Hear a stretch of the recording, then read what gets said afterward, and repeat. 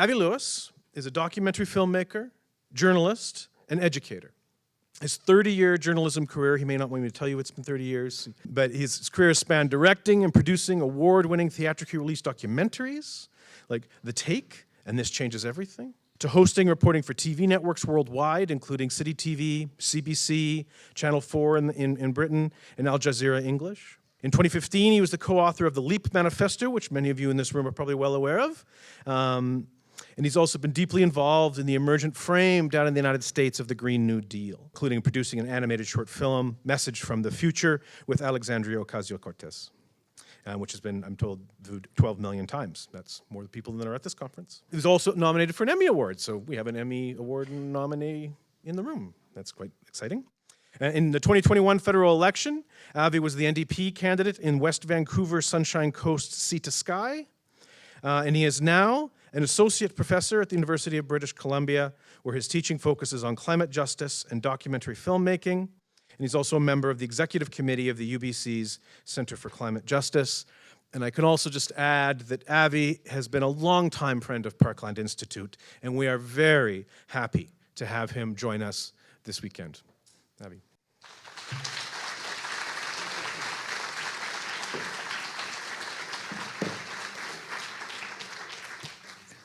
Thank you, Jason, for that kind introduction, including making me feel old. Awesome way to start. Thanks for that. And special thanks to you, Marilyn, for opening, not just for opening us in consideration of what this weekend brings, but also all the work that you've done and that you talked about, and the relationships that you've built. Very, very meaningful for me to stand at this podium after you. Not so bad to have your nephew, Lewis, beside you.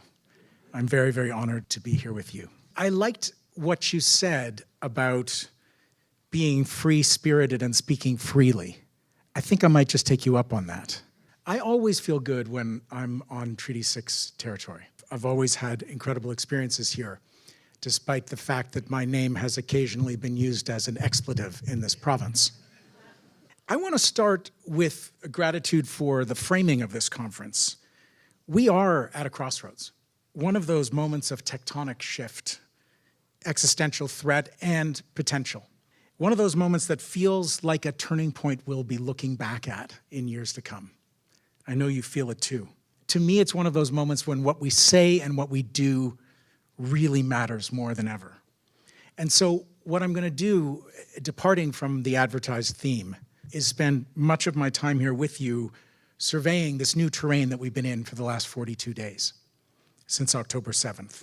This moment of collective and contested trauma and pain that we suddenly find ourselves in, and the huge stakes that I believe this moment lends to any shared progressive project going forward. Of course, I won't completely let the conference down in the last act of my remarks tonight. I will shift gears and turn to the rich feast of policy wonkery that we're going to enjoy together over the next 48 hours. I have some framing thoughts that I hope will be useful. In particular, I want to reflect on the kind of political path and power that we need to build together in order to take the policy visions articulated by the fabulous speakers at this conference. I don't know if you've looked at the program, but we got the cream of the cream here, folks. It's going to be an amazing weekend.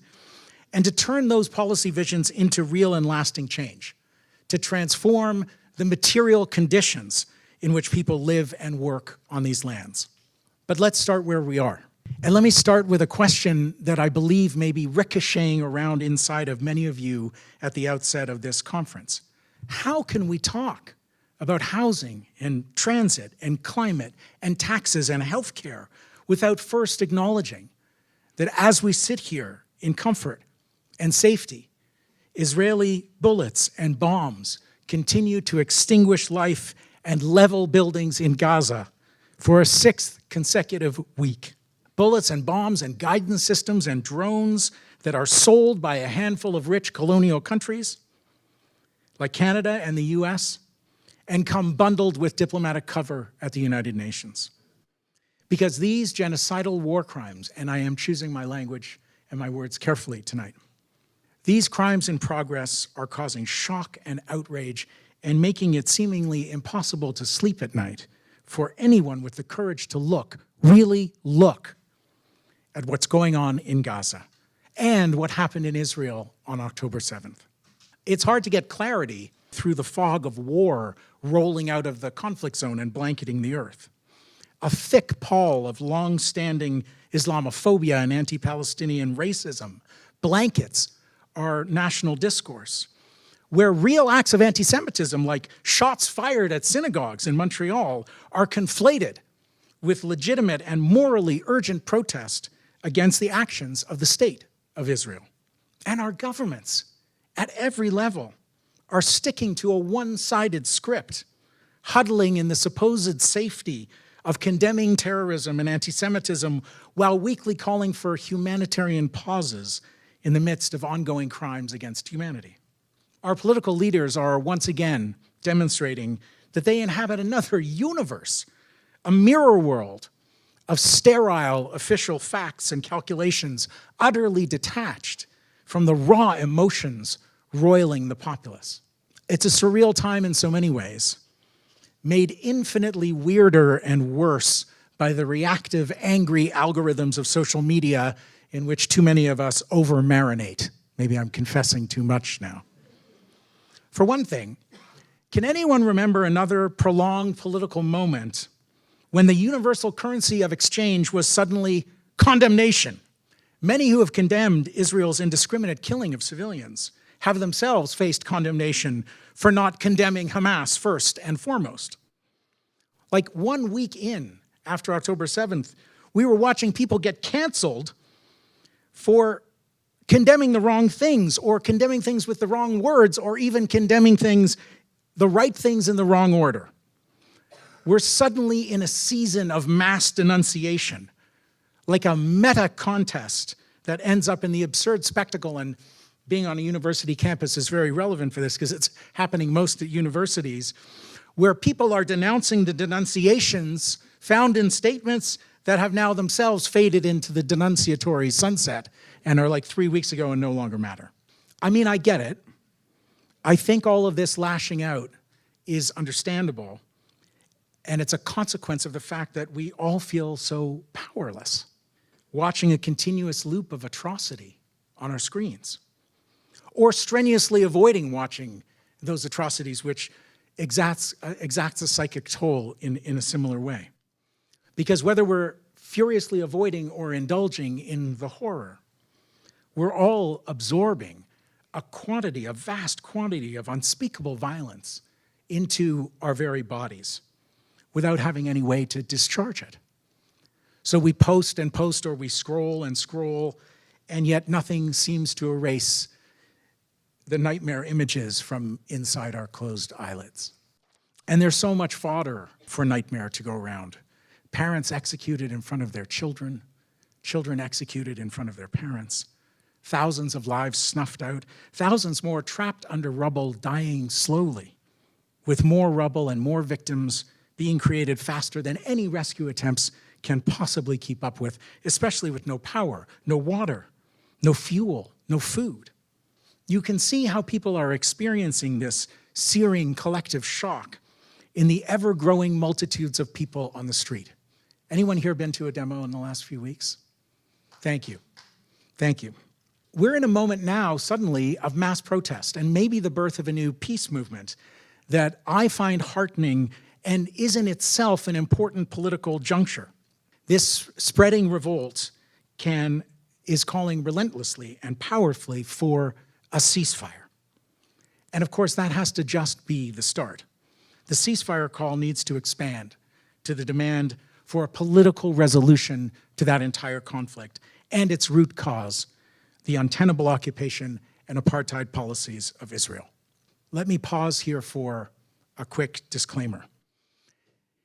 If there are those of you in this room, fellow progressives, who are uncomfortable with the kind of language that I'm using, words like apartheid and genocide, used to describe the actions of the state of Israel, I want you to at least know that I don't use them merely to provoke. I don't seek to use this platform, and it's an honor and a privilege to be up here, to attack those with whom I disagree. I think there's plenty of that going around at the moment. I guess this is a kind of a trigger warning of sorts, because if you're already upset by what I've said, I think it's going to get worse. I just want you to prepare yourself, or maybe this is a great moment to check your voicemail and take a stroll through the corridors. I certainly wouldn't judge you if you didn't want to be part of this. But I feel an absolute moral obligation to name this moment from my own Jewish perspective. The perspective of one of those people whom Israel says it is keeping safe by reducing Gaza to a bloody ruin. And that means saying that 75 years after the foundation of the State of Israel, which meant the expulsion of some 750,000 Palestinians from their homes, Israel must be made to abide by international law.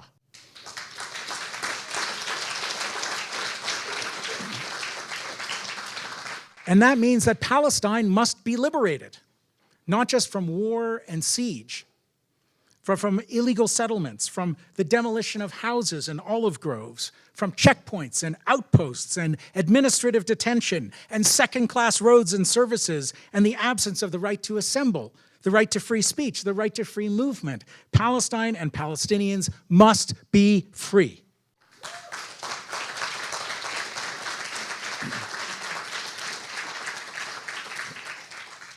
Saying these things aloud in public feels incredibly important right now. Here in Alberta, at a conference of the venerable Parkland Institute, as progressive organizers, as policy nerds, as researchers and activists, we have to come to grips with this historic moment. We have to identify the fundamental messages that it is telling us and try to articulate how we can build a new political possibility out of this inflection point in national and international affairs. And I think there are some powerful connections to be drawn. But rather than offering a whole lot of analysis, I'd actually like to speak personally about these things for the next few minutes. And I do so with some actual nervousness. I've never spoken publicly at length about my own relationship to Israel, to Zionism, and to anti-Semitism. But I feel that this is the moment when I must do so, and I hope I'm right in guessing that this is the right room in which to disclose and speak my truth. And I also feel, I certainly hope, that there are a lot of Jews of my generation who have had similar experiences or who are on a similar journey. I feel called in this moment to stand up as a Jewish person and say, not in my name. Never again means never again for anyone.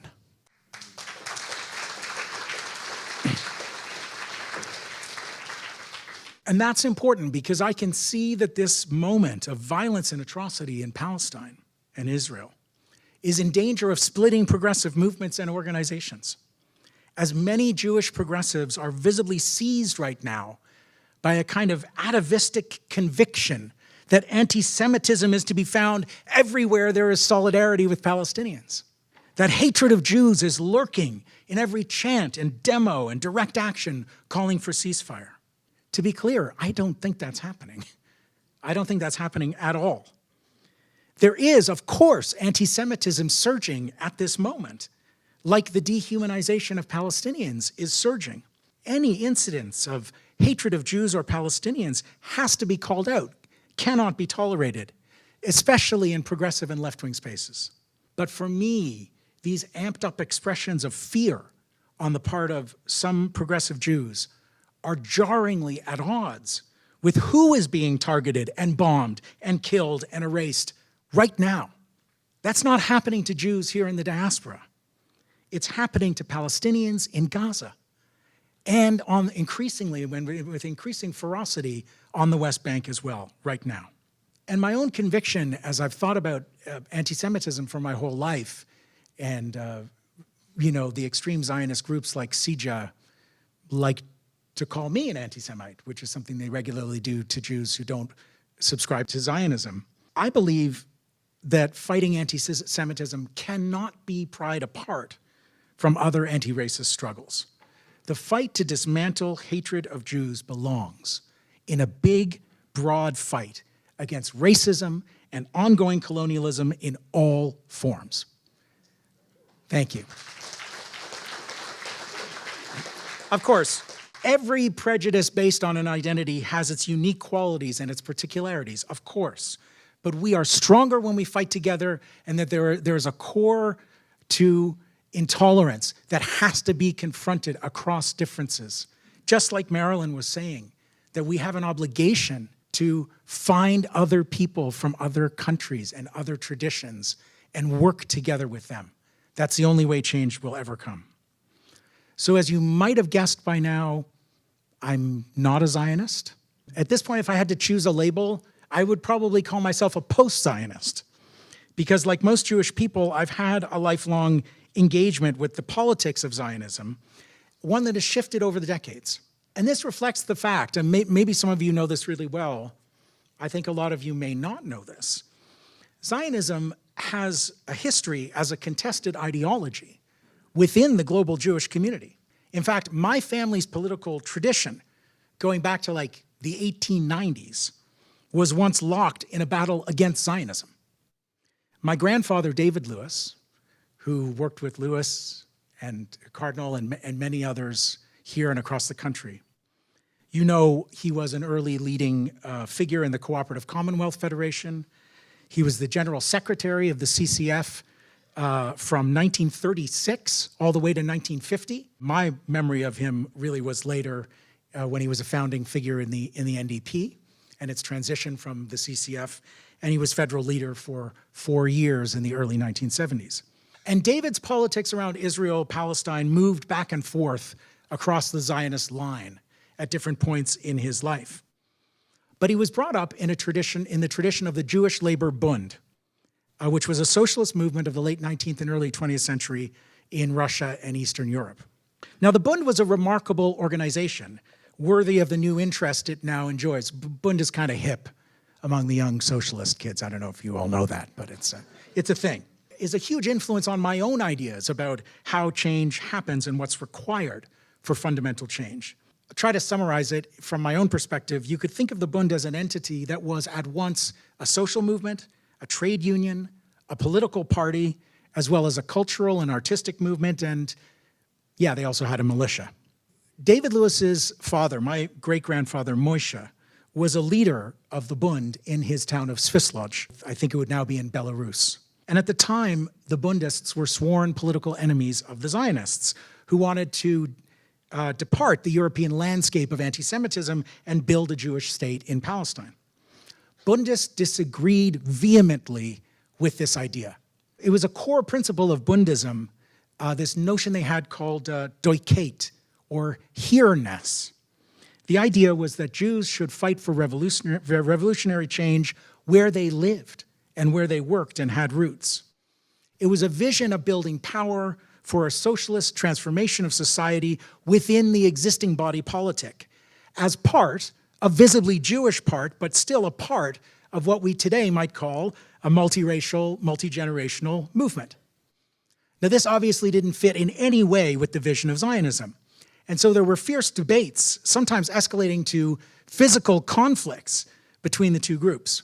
There was even a cheeky Bundist song, Oi ihr narsche Zionisten, oh, you foolish little Zionists. And I will spare you the mournful melody, although I could probably do it. But the key couplet of the song goes like this. You want to take us to Jerusalem, to die as a nation. We'd rather stay in the diaspora and fight for liberation. Kind of song I could really get behind these days. But my family has a strong tradition of Zionism in it too. I bear an Israeli name, Avi. And that's my name because my mom spent her 18th year on a kibbutz in Israel. And her youthful imagination was captured by the idea that Jews could build a socialist utopia in the desert. Unfortunately, there was already people there. And it took a long time for many socialist Jews to undo that programming and understand and come to grips with that reality. My mom is one of them. She's come a long way in her own journey. She recently spoke at a panel about Canadian media and Palestine put on by Independent Jewish Voices. Apparently she brought the house down, so that gives you an idea of where she's landed in her relationship to this ideology. As for me, personally, my own story seems entangled with fate, or at least historical coincidence. I don't know. I've never talked about this before. But I was born on May 15th, 1967. It's a doubly important day in the history of Israel-Palestine. May 15th, my birthday, is Independence Day in Israel, the same day that Palestinians commemorate as the Nakba, or catastrophe, the day of the founding of the State of Israel in 1948. And that particular May 15th that I was born on in 1967 was almost exactly 3 weeks before Israel took over East Jerusalem and the West Bank from Jordan in the Six-Day War. In other words, the occupation, the longest ongoing military occupation on earth, began when I was 3 weeks old. And as a child of the 70s, I was brought up with all of the powerful myths of Zionism. Israel is a place where Jews could run to for safety if another Hitler ever rose up to extinguish us, as well as the violent colonial lie that it was a land without people for a people without land. A clever slogan that holds a deep colonial erasure within it.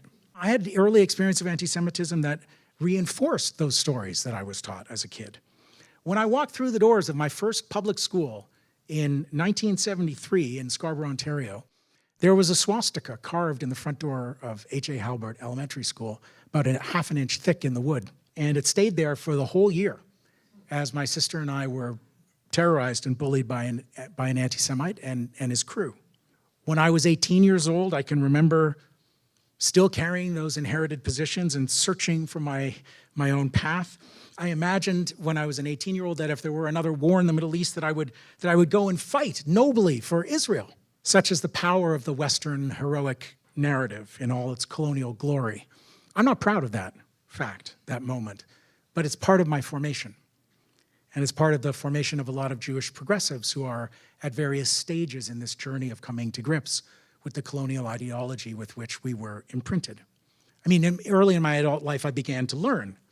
I learned things like my bar mitzvah gifts. You get a little certificate, this tree was planted in your name in Israel by the Jewish National Fund. Those trees were blooming on the sites of Palestinian villages that had been emptied and razed in 1948. Imagine learning that, as I did, that the erasure of Palestinian life was literally being greenwashed in my name. My education deepened in the 90s, in the late 90s, when I hosted a show called Counterspin, a nightly televised debate show. Thank you very much. Thank you. Feeling old, very old tonight. It was a debate show on CBC News World in the late 90s, and one of the big issues that we debated countless times on that show was the negotiation of the Oslo Accords. And I remember those debates keenly. It was argued by many of my most convincing guests on the show that Israel had no intention of trading land for peace, and that the Oslo Agreement, far from its stated goal of leading to a two-state solution, would actually lock in Israel as the only state. And I think that the situation today is overwhelming proof that that was exactly the case. 2 days ago, Israel blew up the Palestinian Parliament building in Gaza. It's like a crushing exclamation point to that argument about there being no desire for another people and another nation state in that land. And I've been to Gaza, and it was another turning point in my own education. It was in 2009. It was 6 months after the devastating bombardment that they called Operation Cast Lead. I was there with my press pass as a member of the media. It was confusing that they let us in, because I was traveling with my partner, Naomi Klein, who at the time was one of the most well-known Jews on earth who had publicly joined the call of Palestinian civil society for boycott, divestment, and sanctions against Israel until it complies with international law. And also with us was our friend Cecily Saraski, who at the time was the deputy director of JVP, Jewish Voice for Peace. Have you seen those spectacular occupations of Capitol buildings and Grand Central Station, the Statue of Liberty that have been organized by Jews against genocide in the US in these past weeks? That's the work of JVP. And that trip was unforgettable in so many ways. The people we met, the extraordinary generosity, the level of discussion around the most magnificent dinner tables with people who had massive challenges putting together those meals, I have no doubt. You know, we met Gazans who had lost their entire family in a single explosion 6 months before. We walked past government buildings in the center of Gaza City that had been reduced to rubble It was a brutal foreshadowing of the situation today, in which most of northern Gaza and vast swaths of the south, the built environment and the civil infrastructure of Gaza have been just leveled. At the end of that trip, leaving Gaza, I even had an encounter with Hamas. I guess you would call them Hamas border guards. Not your traditional idea of a border, though, and the guards were just basically guys in tracksuits with guns. So between Israel and Gaza, there was a wide, scrubby no man's land with a chain-link fenced-in corridor between. At one end was Israel, the Erez checkpoint, which is like a mammoth concrete structure that was built to process at least 10,000 Palestinian workers a day, except that Gaza was put under siege and the cheap labor was mostly locked on the other side of the wall. So this terminal was almost entirely unused. At the other end of this chain link corridor was the Gaza side, where the border was a shipping container, empty except for a battered desk with the two guys behind it and a metal chair where I sat for about 45 minutes as they questioned me. It was tense and it was scary. There was confusing talk about how they were going to vaccinate me before they left me leave the container. I was not excited about that. Mostly they were stuck on the fact that I had a Canadian passport but an Israeli name, and they were utterly uninterested in the two women that I was traveling with. And eventually they kind of let us through. My experience with the Israeli border was as asymmetric as the two structures themselves. And I won't tell you the long version, but after many, many hours of waiting in a concrete maze outside an elevator with no call button, it was just an elevator. You understand your powerlessness in the architecture. You don't press a button, you wait. And we waited for hours and hours and hours as it got dark. And then finally it just opened and we were let in to be processed. It was like being the only travelers in a giant empty airport. And once again, the officials showed almost no interest in Naomi and Cecily. The casual misogyny was the thread that connected the two very different experiences. I was taken up to the very top floor of the facility, down corridor after corridor to a corner office, where I was introduced to the commander of the entire checkpoint. I think he was a brigadier general, if I recall correctly, who took me to the window and pointed out at a squadron of tanks that was moving around in formation, which we could see. And he said, "We know you don't like us. You're against what we do. But do you have any idea how much danger you were in going in there? We were mobilizing a whole army division to go into Gaza and rescue you.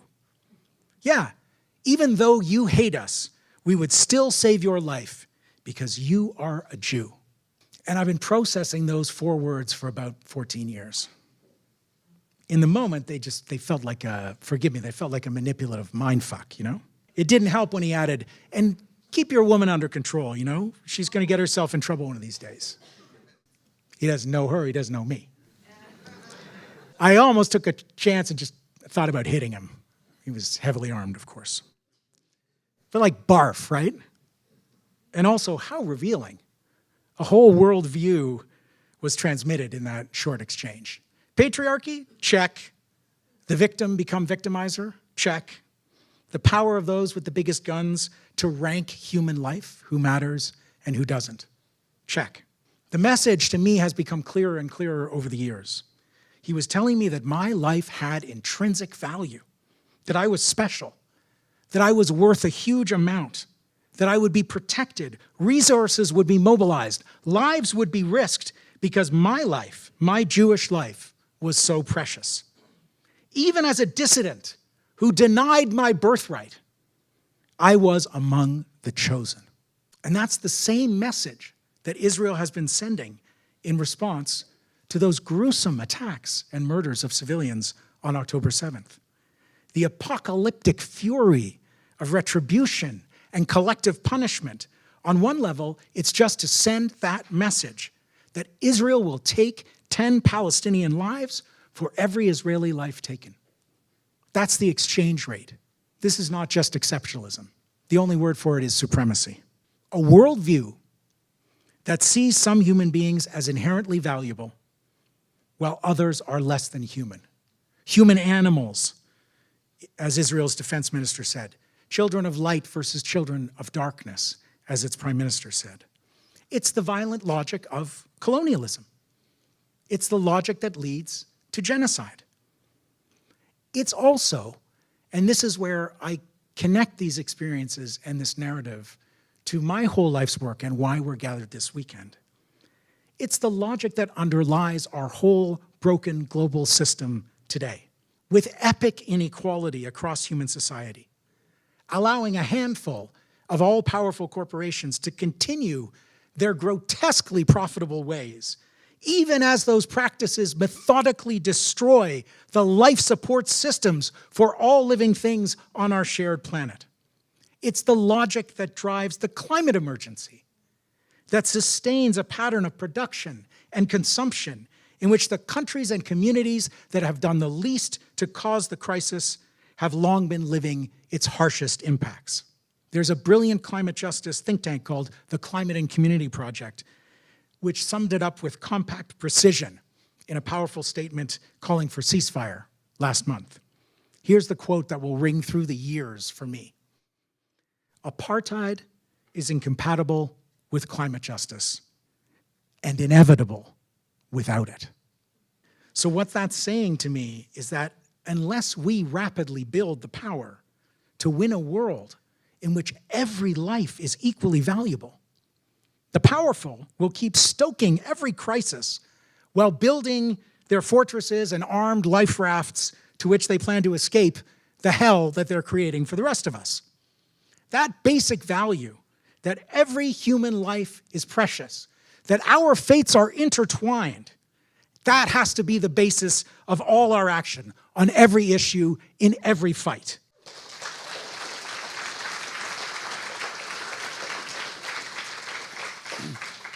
And that, by the way, that's why I make no apologies for mourning the loss of Israeli civilian lives on October 7th. Both because those horrific killings impacted people that I love directly, but also because I don't think any of us should succumb to the cheapening of life, of any life, because that makes us too much like those we are resisting in this new peace movement that we are building right now. And this is where I think the current moment of bombing and bloodshed, of surging intolerance, but also surging solidarity, this is where I think the fight for the world we want, to circle back to the conference frame, can really find new footing, and I hope new power. This is where, for me, we can and we must start to talk about housing and transit and taxes and healthcare and climate by recognizing that what unites these fights, what grounds our common struggle, is that most fundamental value that we share: the fierce, relentless, and morally consistent assertion that every life is precious. Everyone deserves housing. Everyone deserves healthcare. Everyone deserves a place where not just humans, but more than humans can live. We're in a fight for life, for the right of all beings to live a life of decency. Those are the existential stakes of our struggle. And the current violence and its ripples around the world have to reground us in that basic truth. Whether it is non-market housing or revived public health care, climate justice or reform to our broken electoral system, whether it's indigenous sovereignty, we have, all of us, agency and a role to play in the fight for life, against the logic of profit and warfare and suffering as an unfortunate externality in a system that presents itself as inevitable, but we know can and must be transformed. And so as we look ahead to the sessions to come this weekend, and I will be around all weekend, so if you feel I've strayed too far, I expect you to take me to task. As we look ahead, I also think it's worth sort of grounding us in the moment where we are, beginning with an honest assessment of where we're starting from, and acknowledging that we're not doing particularly well in that fight. You know, if we're honest, as we look at the balance of forces in society, even before this current historic moment, we on the left have not exactly been winning.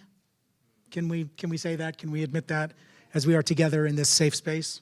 Whether it's the housing emergency or the climate emergency or the spiraling cost of living crisis, driving vast numbers of people into economic desperation, The food bank at U of A is experiencing unprecedented demand and fighting to keep up with it. The defunding and increasing privatization of public services, from transit to education to healthcare. We have not, as a society, been making a lot of material progress lately. Which, of course, is different from saying there's no hope, or that there aren't hopeful signs, that there aren't latent conditions from which momentum could quickly shift. I think there absolutely are. It feels like everything is at play right now. And we're in a time of massive change and sudden change. And things could flip very quickly. And I think the value of a conference like this weekend's is we need to be ready. If we get a shot at putting some of these ideas into practice, we gotta be ready. We have to be united, we have to be organized, and we have to know what the agenda is and be ready to implement. But we have to be honest about the need to create gigantic change that benefits the many, not the few.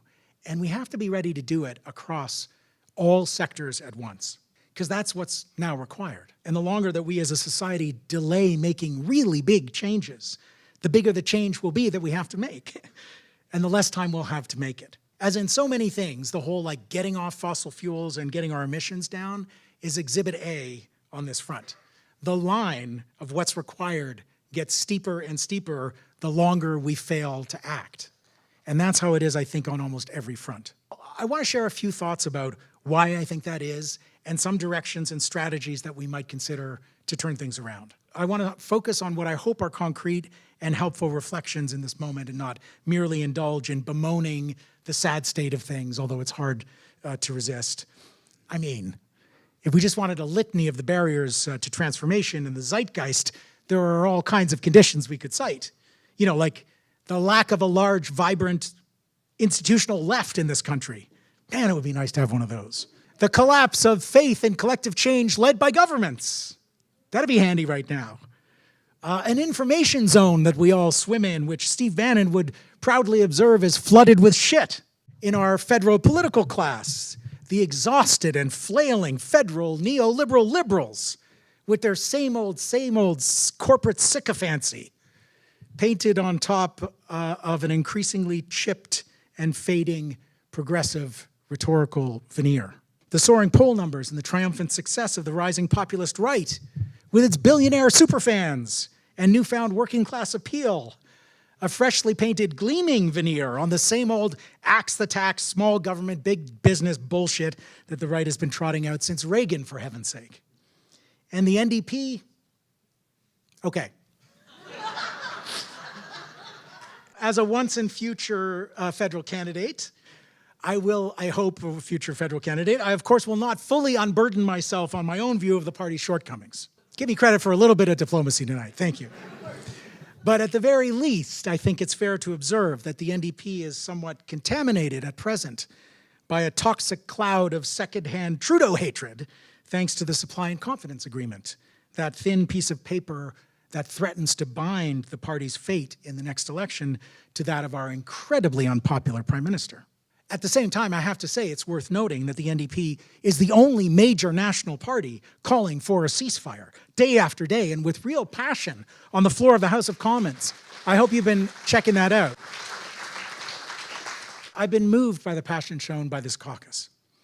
And it seems that the NDP federally may be on the verge of winning much-needed federal anti-scab legislation and even maybe, just maybe, single-payer pharmacare. And I was really heartened to see that the party very publicly at the convention in Hamilton, recent convention in Hamilton, drew that red line and said, if it's not single-payer, truly public pharmacare, then we're out of this agreement. That's what we needed to hear. But still, the barriers to big change are substantial and well-known. So let me share 3 high-level observations about what I think we're missing and what I think we need to do and what we can start doing this weekend together to cross the cold expanse of political deep space and start winning, which is the goal. And in keeping with my current political positionality, I guess you'd say, straddling the boundary between social movements and the electoral system, I'm framing these thoughts in my own way as a sort of an inside-outside dynamic, because that's where I'm living right now, and that's where I see the most interesting political possibility. So first, on the inside, we obviously suffer from a striking lack of vision among political parties and the progressive sectors of the political class. We are missing a bold set of solutions to intersecting crises that, taken together, tell a story of the future that we want to live in. Solutions that are big enough to actually solve the problems that we face and straightforward enough to communicate quickly without technocratic jargon. I don't see any political party at any level anywhere that is able to offer this urgently needed and inspiring vision. A detailed and vibrantly communicated vision like the Green New Deal, an electrifying, galvanizing call to action that soars into the political conversation on the wings of justice and solidarity, connecting the deep emissions reductions that we need with massively expanded universal public services. A vision that foregrounds desperately needed transformations that would create fountains of meaningful family-supporting jobs and work and improve everyday life for everyone. Like a national emergency plan for climate justice that leads with vastly expanded public transit, local food production, zero emissions housing, a nationalized, okay, now I'm going to go for it, a nationalized heat pump and indoor air ventilation industry. You feel me? With publicly owned and unionized manufacturing, training, installation, and maintenance in schools, public housing, rental buildings. I mean, don't get me started on where heat pumps could lead us if we just let them. They look like boxes affixed to the ground, but I'm telling you, they're an engine that will drag us into the future. What we see instead in the political imagination on the progressive side of the equation obviously doesn't feature this level of ambition. Another moment of reality, like I'm not totally in my green dream. Of course, BC is much better off with an NDP government than the alternatives. Alberta was certainly much better off under Rachel Notley than it is today in the hands of true extremists. I mean, you're living with a deranged gong show of a government, launching far-right trial balloons like the Sovereignty Act and pulling out of the Canada Pension Plan. Their trial balloons filling the prairie sky, threatening to blot out the sun. And I accept, of course, that many important reforms and reversals of previous austerity can be accomplished in governments of the center-left, like the latest generation of NDP governments here in the West. But the emergencies that we face are so deep and so dire that incremental improvements or reversals of previous austerity simply do not meet the measure of this historic moment. Whether we're thinking about the emergency in housing, the affordability of basic food and basic goods, the collapsing and shredded healthcare system, or the unraveling climate itself, that looming over and connecting all of the other crises, it's time to go big. It's time to go big. I honestly, on a personal level, as I've kind of turned the corner in my own life and thought about running for office, I don't understand the goal of people who get involved in progressive politics to just be better managers of these systems that are all coming apart at the seams at the same moment. It just doesn't seem inspiring to me. I don't get it.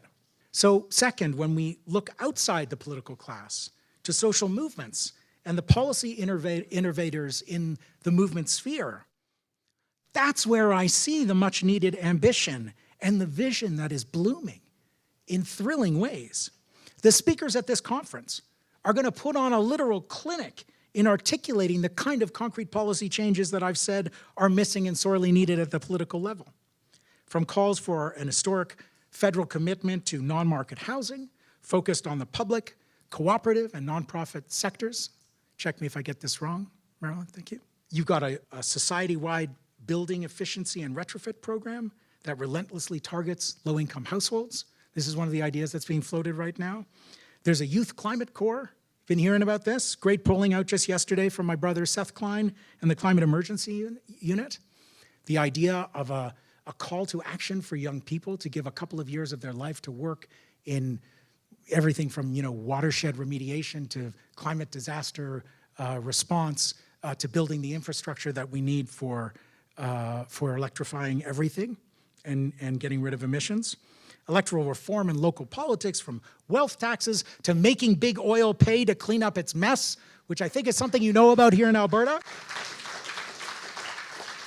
We already have the vision and the policy ingredients needed for a big, bold agenda for rapid populist change. What we don't have is the power necessary to get it done. And so third and finally, as I wrap up here, we're lacking, and in my view, we really, really need a coordinated and collective effort to forge an inside-outside political alliance and culture. This begins with a more sophisticated approach, more and better, deeper relationships, and a strategy between movement activists and policy activists and the lawmakers at every level who must come together and pass the legislation that's needed to get effective progressive policy moving.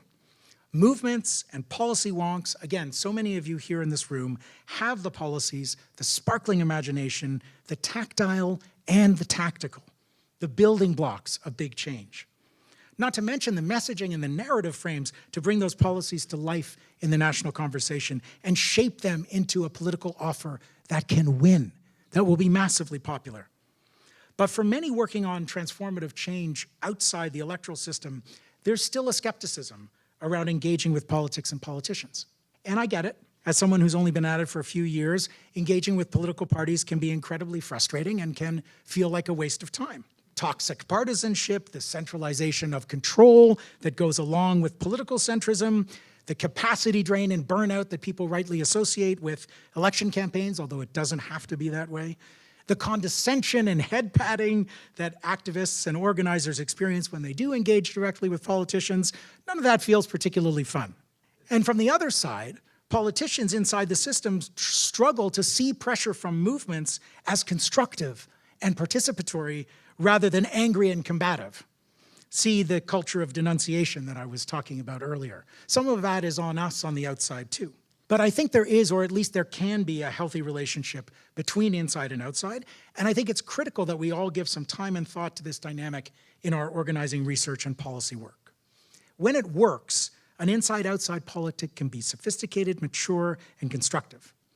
Many movements adopt the attitude of no permanent allies, no permanent enemies, reflecting a principled commitment to work with politicians when they align and not to succumb to the merely transactional or the emotionally manipulative games that often get played.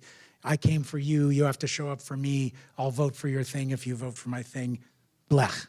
In the same way, I do see a few politicians in our current system who welcome pressure from social movement groups and use it to push further in their own negotiations with power. I think we've seen that happen around pharmacare just in the last few weeks. And this means that rather than get defensive when movements demand more and faster change, there are some politicians who see it as a way to translate into power, that pressure from outside into power at the bargaining table. You know, I fantasize about Don Davies, the NDP health critic, sitting there across from the Liberal health minister saying, look, minister, you know, with all due respect, our base is going to tear us a new one if we cave into your shitty thing, you know, like, I'm sorry, it's either single payer, fully public pharmacare, or we're out of here. That's the kind of thing that I think we can achieve. And look, I don't mean that this approach is the be-all and end-all of social change. At this moment, we are seeing a surge of classic grassroots organizing in Canada, and I would just want to pause to appreciate how exciting it is. There's mass protests calling for a ceasefire in Gaza that built quickly to truly historic levels, some gigantic crowds, and not just staying at the level of protest and marches, but escalating into direct action. And those direct actions, smaller by nature, have grown and expanded incredibly fast in the last few weeks across the country. Just a couple of weeks ago were the first occupations of MPs' offices, and from there were weapons manufacturers who sell arms to Israel who've been blockaded by labor activists, and just today the movement organized effectively an occupation of Scotiabank's lobby in Toronto, a big rowdy crowd ready to get arrested on Shut It Down for Palestine Day, which was today. I also think it was a local celebration of Emma Jackson's birthday, as she called for on Twitter. I hope she tells us much more about it with the intercession with Dave Meslin on Sunday. And these are new direct alliances too, in a way, people from different countries of different movements getting together and forming quickly. Silo busting within the world of movements. activists from many different causes, labor activists and climate activists, racial and economic justice folks, migrant rights organizers, all showing up to escalate pressure quickly on banks and weapons companies and ultimately on the political class. So I believe this moment of movement muscle is having some success in fracturing this out-of-touch elite consensus that's shamefully providing political cover for Israel in this moment of horror in Palestine. And these moments of exponential organizing have happened before, and we have to also be wary that in this age of politics at digital speed, they can also evaporate just as quickly, or spark a backlash that elects a Trump or a Bolsonaro or a Poilievre. But as we'll hear from the terrific speakers at the conference over the weekend, let's stay focused on how to take the energy and the creativity and the viral momentum of well-organized social movements and translate it into rapid policy implementation in the political sphere. I just want to drop one more idea as I close here that I found really helpful in the last couple of years, which is the concept of non-reformist reforms. You know, only at a Parkland Institute conference would I even say something like that. You know, a very clunky name for a very elegant idea from a 60s French theorist named André Gorce. And it refers to policies, some good examples would be like public banks or a new generation of non-market housing, reforms that undermine neoliberal orthodoxy, that improve people's daily lives, that build the fighting spirit of those people who benefit from those reforms directly, and point to and are guided by a society based on a different set of values. Many of the ideas that we'll discuss over the next 2 days will meet this definition. And I implore you, with every great proposal that we share, let's spend a little bit of time and energy together thinking about how we will build the power to make it the law of the land. That's an important part of why we're here. It all belongs with those fundamental, it all starts and ends with the fundamental values that we share. The violence that we've experienced, that we've witnessed in real time, reminds us what the stakes are. Apartheid is incompatible with justice and inevitable without it. We have the vision that we need to get the world we want. Our sacred task together this weekend is to get out there and win it. Thank you for listening. Thank you.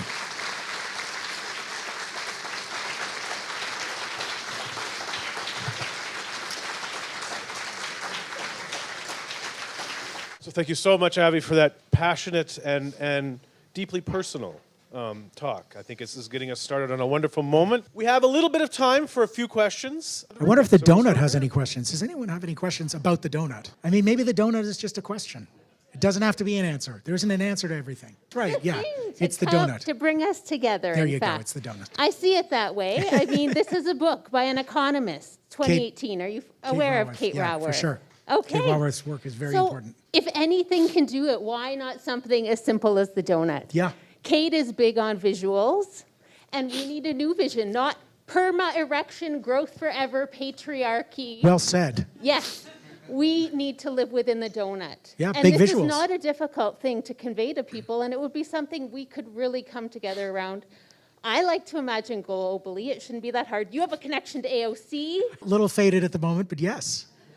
Okay, but you organized the LEAP, so I know One you of have many huge people, yep. capabilities, and Yeah. thank you for that valiant effort. Big fan of the donut economics. Donut. Awesome. Living within planetary boundaries. Science says, right? Circles, not straight Inner lines. circle is treat our neighbor as ourselves. The golden rule of every religion. We get that out in social media. Simple. How do people argue that? This is a donut with a theory of change. You're getting it now.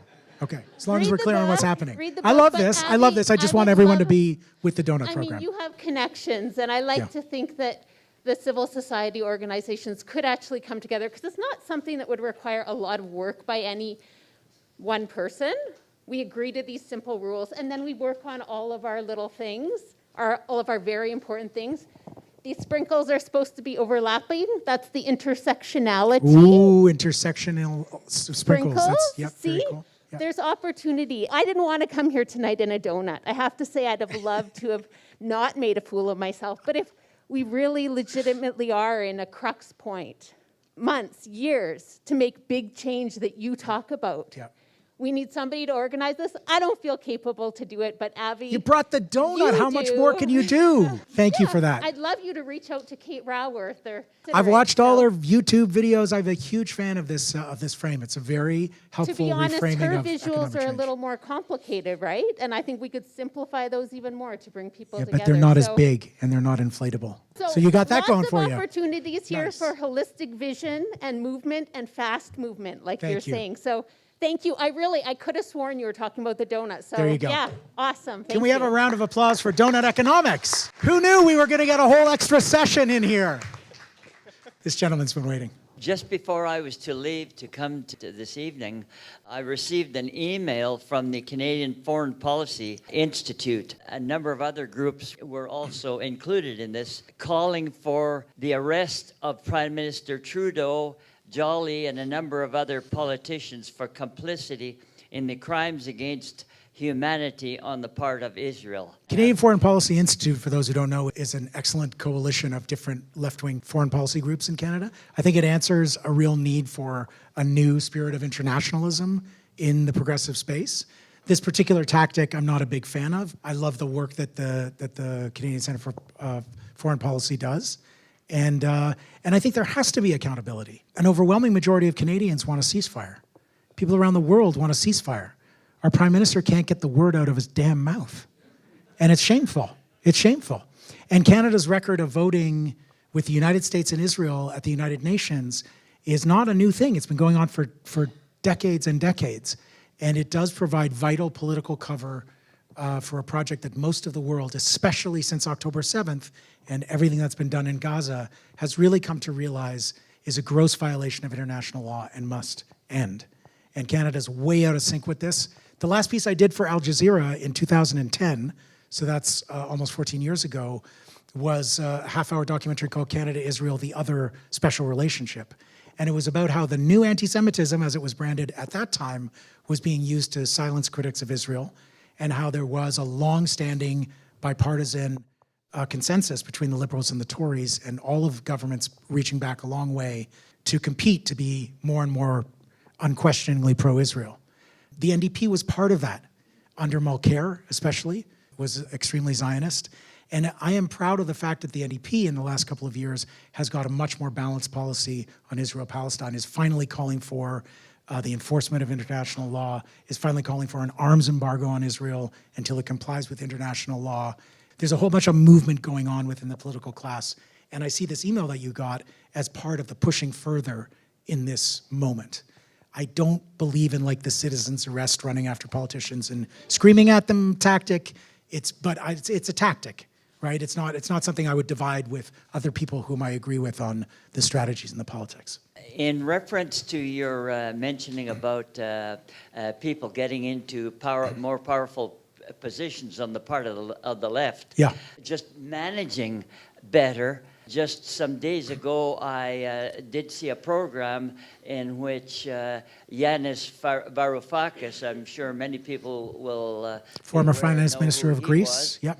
Ex-finance minister of a left-wing government in Greece. He said that in Scandinavia and Finland, just some years back when there was a financial crisis, they took and nationalized the banks. When the crisis was over, they just turned around and sold them back to private interests. Yeah. Well, they did put some politicians in jail or some bankers in jail in Iceland, which I think that's more where I'm into bringing citizens arrests, frankly. Let's get some bankers behind bars. While my partner and I don't read everything, we pretty well know what's been going on in Palestine since '48. I don't understand why so few people of good conscience and intellectual awareness, I don't understand what we're afraid of. Because even with this crisis, and even as the protests have grown on social media and on some of the news feeds that I go to, Tyee, for example, has had a couple of articles about it, but they shut the comments down right away. It says if they're afraid, we can't speak of it, or we might speak of it in ways that will set our hair on fire. Yeah. What in God's name are we so afraid of that as educated people, we can see a genocide happening? Our CBC is still afraid to say genocide But if you roll the film back a few months, we were accusing Russia of it if 5 or 6 Yes. people were. What That's is an going excellent point. on? And is it perhaps that the reality we're seeing now puts us in the West in such a black and evil light that we don't want to completely look? Because I don't understand it. If you could explain, what in God's name are we so afraid of when it comes to social justice? Well, I do want to answer that directly. I think a lot of non-Jews are afraid of being accused of anti-Semitism. And I think there's a reason for that. Not Semitic? Well, that's a different question. I think we can just agree that Palestinians have been dramatically dehumanized and invisibilized in this moment. And we have organizations like CIJA, which purports to be the voice of the Jewish community in Canada, but is actually, in my view, a far-right extremist Zionist group that was formed, I'll give you a little bit of history that most people don't know, by Jerry Schwartz, the CEO of Onyx Corporation, which is a vulture capital fund. You know what they do, they buy up distressed companies, they load them up with debt, strip them down, sell them off for parts, and then drive them into bankruptcy and move on.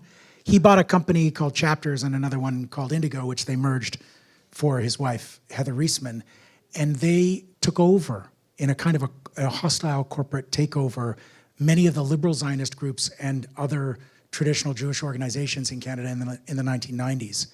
And there was a forced merger into the Canada-Israel Committee, which became CIJA, which represent much far-right Zionist views and are much more aligned with Netanyahu's party, the party of Likud, and even further right than that. And so you have these institutions in Canadian society which purport to speak for all Jews, but don't. And people who criticize Israel are branded anti-Semites, particularly on the left. Because what people don't understand, and I think is vital to understand in this moment, is that there is an ideological dimension to these accusations of anti-Semitism that are leveled by Zionist groups. They are not out there pulling down every swastika in the convoy protests, although they register some pro forma alarm, right? They are a right-wing movement, and they exist in opposition to left-wing ideas. And the accusations and campaigns and smears of anti-Semitism are directed at left-wing figures, almost exclusively. That doesn't mean there's no anti-Semitism on the left. There is. I've experienced it. It's not at the level that those groups make you afraid of. And I think, it's really important to identify the different actors in this equation. If I was the Tyee, I would shut down the comments too, and I'll tell you why. There's also an info war going on. And there are a lot of people who have a lot of time, some of whom are being paid to get in comments and say stuff and post stuff. There's a lot of propaganda. It's war. I'm not sure I have a big problem with comments, but I do think you're really naming something about the double standards that I think we need to have a more open conversation about in Canada. It's going to cost me to start it in public, and I'm ready. Bring it on. They don't speak for me.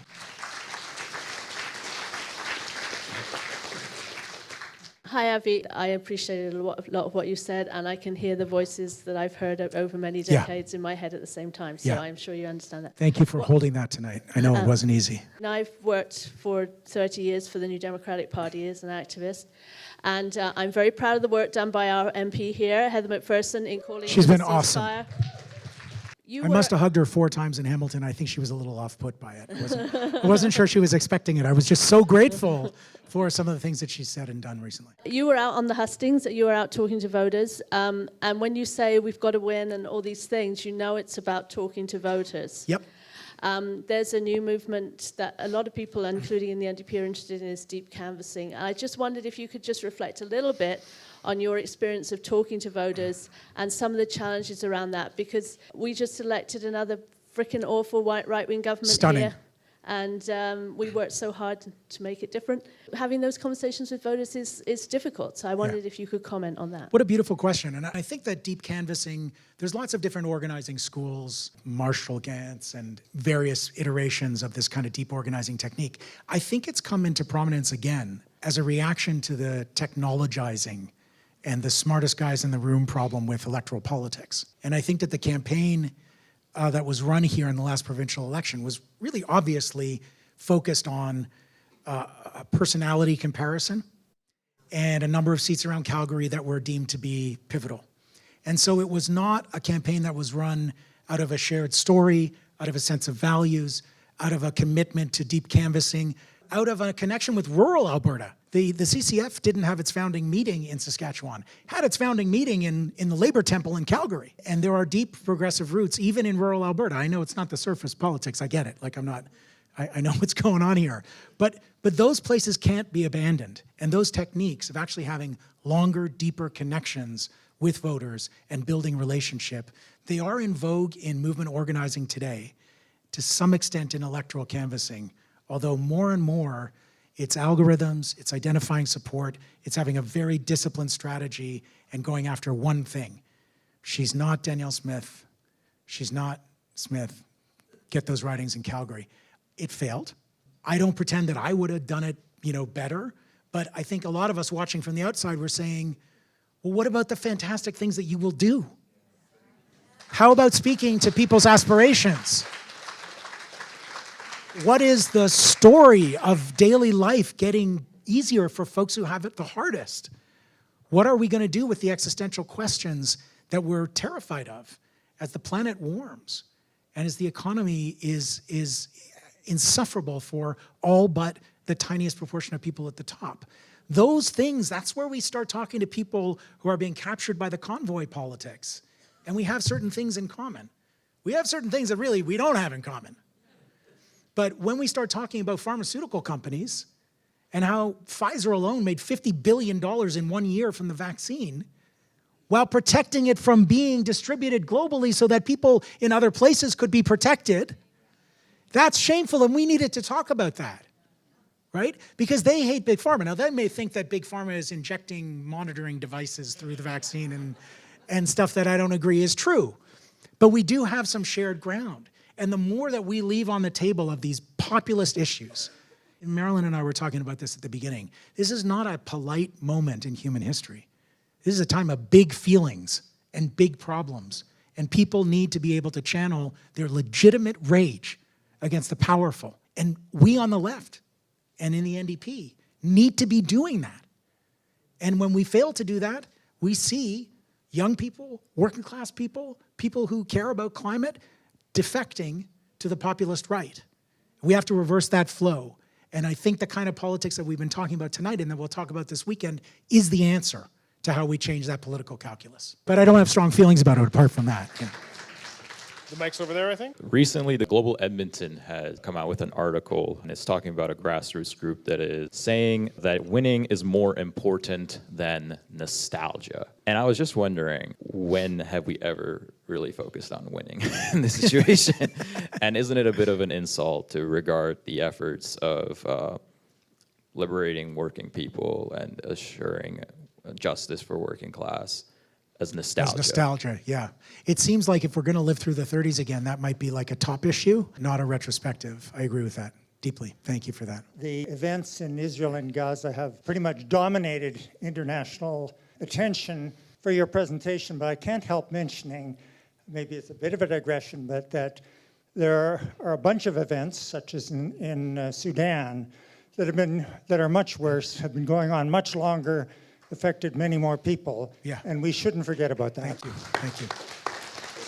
I was struck right at the beginning, just after October 7th, I had a few conversations with my dad, who was hanging in there against all odds.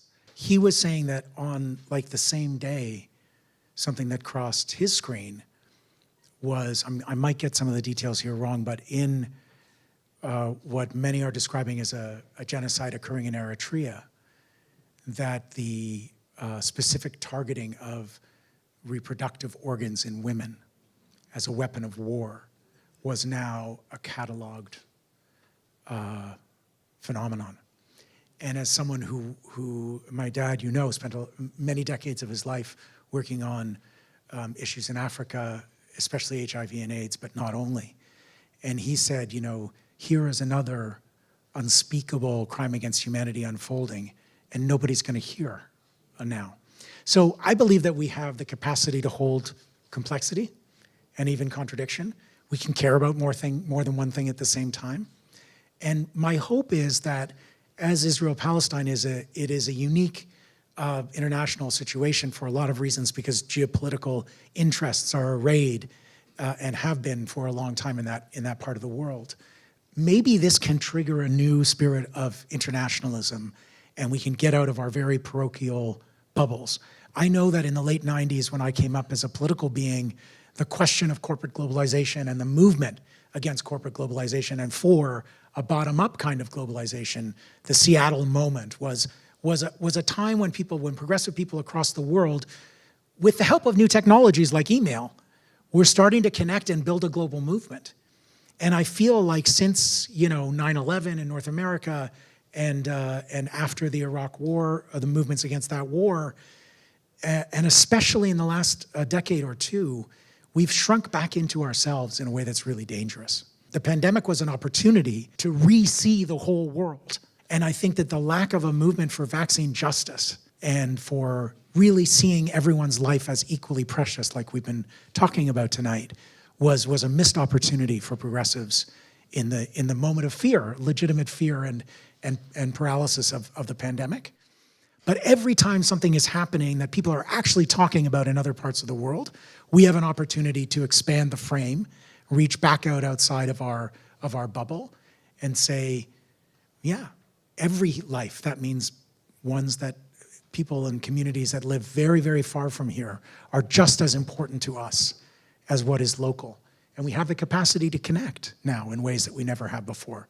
So thank you for bringing that into this room. Avi, thank you so much. Thanks, Jason. You have started us off on, I think, in a wonderful tone, talking not just about facing what the struggles we have and the horribleness that's happening in our world, but to find a path forward to something that could be better. So thank you, and I have a small token Love small tokens.